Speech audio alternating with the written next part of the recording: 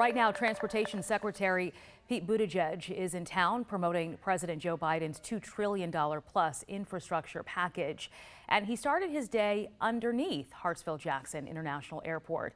Buttigieg touring the soggy tunnels, carving out what will become more tracks for the plane train. He spoke with several airport and construction officials about the difficulties they've been having drilling through the granite bedrock during this $6 billion expansion project. The new coronavirus relief package is expected to bring even more new funding to improve airport infrastructure. He also met with leaders of some of the minority-owned businesses that operate at the airport before taking MARTA to East Point for a walking tour.